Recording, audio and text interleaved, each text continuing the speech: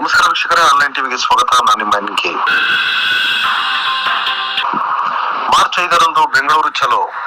ತುಮಕೂರು ಕರ್ನಾಟಕ ರಾಜ್ಯ ಅಕ್ಷರ ದಾಸೋಹ ಬಿಸಿಯೂಟ ತಯಾರಕರ ಫೆಡರೇಷನ್ ವತಿಯಿಂದ ರಾಜ್ಯಾದ್ಯಂತ ಶಾಲೆಗಳಲ್ಲಿ ಧರಣಿ ನಡೆಯುತ್ತಿದೆ ಎಂದು ಅಧ್ಯಕ್ಷ ಕಂಬೇಗೌಡರವರು ಸುದ್ದಿಗೋಷ್ಠಿಯಲ್ಲಿ ತಿಳಿಸಿದ್ದಾರೆ. ಕಳೆದ 23 ವರ್ಷಗಳಿಂದ ರಾಜ್ಯದಲ್ಲಿ ಪ್ರಾಥಮಿಕ ಮತ್ತು ಪ್ರೌಢಶಾಲೆಗಳಲ್ಲಿ ಮಧ್ಯಾಹ್ನದ ಬಿಸಿಯೂಟ ಯೋಜನೆ ಅಡಿಯಲ್ಲಿ ಕೆಲಸ ನಿರ್ವಹಿಸುತ್ತಿರುವ ಬಿಸಿಯೂಟ ತಯಾರಕರು ಯಾವುದೇ ಸವಲತ್ತುಗಳಿಲ್ಲದೆ ವಂಚಿತರಾಗಿದ್ದಾರೆ. ಅವರು ಒಟ್ಟು 1,18,000 ಬಿಸಿಯೂಟ ತಯಾರಕರು ಅಡುಗೆ ಮಾಡುತ್ತಿದ್ದು, ಕಾಂಗ್ರೆಸ್ ಸರ್ಕಾರ ಬಂದ ನಂತರ 5ನೇ ಗ್ಯಾರಂಟಿ ಬಳಿಕ 6ನೇ ಗ್ಯಾರಂಟಿ ಯೋಜನೆ ಅಡಿಯಲ್ಲಿ ನಮಗೆ ಸವಲತ್ತು ಮಾಡಿಕೊಡುವುದಾಗಿ ಭರವಸೆಯನ್ನು ನೀಡಲಾಗಿತ್ತು. ಸರ್ಕಾರ ಬಂದು 2 ವರ್ಷಗಳು ಕಳೆಯುತ್ತಾ ಬಂದರೂ ಸಹ ಇದುವರೆಗೆ ಯಾವುದೇ ಸವಲತ್ತುಗಳನ್ನು ಮಾಡಿಕೊಡದ ಹಿನ್ನೆಲೆಯಲ್ಲಿ ಬೆಂಗಳೂರಿನ ಫ್ರೀಡಂ ಪಾರ್ಕ್ ನಲ್ಲಿ ಧರಣಿಯನ್ನು ಹಮ್ಮಿಕೊಳ್ಳಲಾಗಿದೆ ಎಂದು ತಿಳಿಸಿದರು. ಸುದ್ದಿಗೋಷ್ಠಿಯಲ್ಲಿ ಜಿಲ್ಲಾಧ್ಯಕ್ಷೆ ರಾಧಮ್ಮ, ಉಪಾಧ್ಯಕ್ಷರಾದಂತಹ ವನಜಾ, ಕಾರ್ಯದರ್ಶಿ ಪುಷ್ಪಲತಾ, ಸಹ ಕಾರ್ಯದರ್ಶಿ ಸಾವಿತ್ರಮ್ಮ ಹಾಗೂ ಇನ್ನಿತರರು ಹಾಜರಿದ್ದರು. ವರದಿ ಆನ್ಲೈನ್ ಟಿವಿ. ಇವತ್ತು ನಾವು ಅಕ್ಷರ ದಾಸೋಹ ಬಿಸಿಯೂಟ ಯೋಜನೆಯಲ್ಲಿ ದುಡಿತಕ್ಕಂಥ ಕಾರ್ಮಿಕರ ಒಂದು ಸಮಸ್ಯೆಗಳ ಬಗ್ಗೆ ಇವತ್ತೊಂದು ಗೋಷ್ಠಿಯನ್ನು ಕರೆದಿದ್ದೀವಿ, ಪತ್ರಿಕಾಗೋಷ್ಠಿಯನ್ನು. ವಿಷಯ ಏನಪ್ಪ ಅಂತ ಹೇಳಿದ್ರೆ, ಈಗಾಗಲೇ ಇವರು ಇಡೀ ರಾಜ್ಯದಲ್ಲಿ ಸುಮಾರು 23 ವರ್ಷಗಳಿಂದ ಸತತವಾಗಿ ಕೆಲಸವನ್ನು ನಿರ್ವಹಿಸ್ಕೊಂಡು ಬರ್ತಾ ಇದ್ದಾರೆ. ಆದರೆ ಇವ್ರಿಗೆ ಯಾವುದೇ ರೀತಿಯಾದಂಥ ಸಾಮಾಜಿಕ ಭದ್ರತೆ ಇಲ್ಲದಿರತಕ್ಕಂಥದ್ದು ವಿಷಾದನೀಯ ಸಂಗತಿ. ಯಾಕಂದರೆ ಇವರು ಏನು 23 ವರ್ಷಗಳಿಂದ ಕೆಲಸ ಮಾಡ್ಕೊಂಡು ಬರ್ತಾ ಇದ್ದಾರೆ, ಕೇವಲ ಮುಖ್ಯ ಅಡುಗೆಯವರಿಗೆ 3,700 ರೂಪಾಯಿಗಳು ಮತ್ತು ಸಹಾಯಕ ಅಡುಗೆಯವರಿಗೆ 3,600 ರೂಪಾಯಿಗಳು ಮಾತ್ರ ಕೊಡ್ತಾ ಇದ್ದಾರೆ. ಅದು ನಮ್ಮ ಸತತವಾದ ನಿರಂತರವಾದಂಥ ಒಂದು ಹೋರಾಟದ ಪ್ರತಿಫಲವಾಗಿದೆ. ಆದ್ದರಿಂದ ಇವತ್ತು ಏನು ಇವ್ರಿಗೆ ಒಂದು ಬಜೆಟ್ ಏನು 2025 ಮತ್ತು 26ನೇ ಸಾಲಿನಲ್ಲಿ ಬಜೆಟ್ ಘೋಷಣೆ ಆಗ್ತಾ ಇದೆ.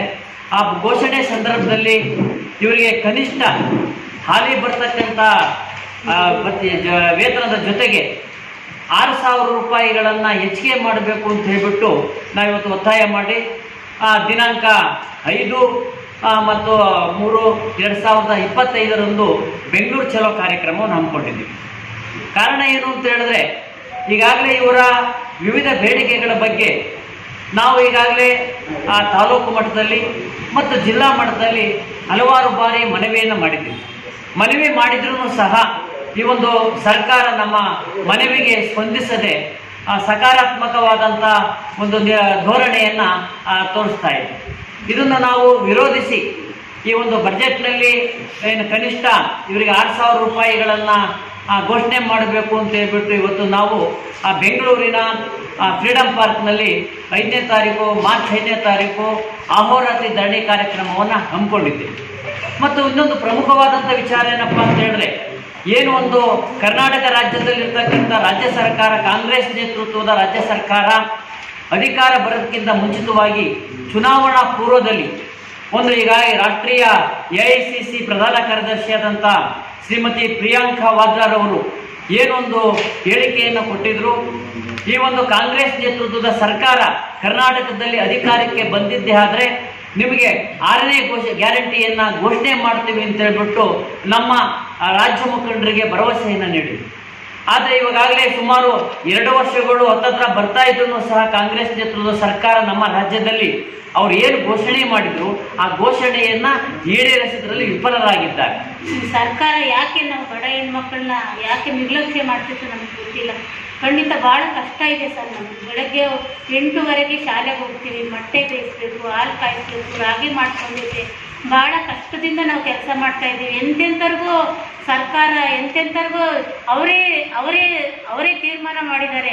ಕನಿಷ್ಠ ಕಾರ್ಮಿಕರಿಗೆ 31,000 ರೂಪಾಯಿ ನಾವು ಸ್ಯಾಲ್ರಿ ಕೊಡಬೇಕು ಅಂತ ಮಾಡಿದ್ರೆ, ಇವು ಕನಿಷ್ಠ ಪಕ್ಷ ನಾವು ಕೇಳ್ತಕ್ಕಂಥದ್ದು ಅರ್ಧ ಸಂಬಳನಾದರೂ ಕೇಳ್ತಾ ಇದ್ವಿ. ಆದರೂ ಕೂಡ ಸರ್ಕಾರ ನಮ್ಮನ್ನು ಈ ಬಡ ಹೆಣ್ಮಕ್ಳನ್ನ ಕ್ಯೂಗೆ ಹಾಕಂತ ಇಲ್ಲ.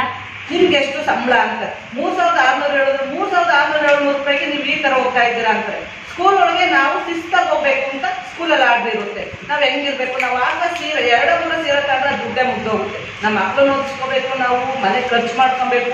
ತುಂಬಾ ಜನ ವಿಧವೇರೆ ಇರೋದು ಅದರೊಳಗೆ, ಬರೀ ವಿಧವೇರೆ ಜಾಸ್ತಿ ಇರೋದು. ಅವ್ರು ಏನು ಸಂಸಾರ ಮಾಡಬೇಕು? ಸರ್ಕಾರ ಯಾಕೆ ಇದನ್ನ ಗಮನಿಸ್ತಾ ಇಲ್ಲ?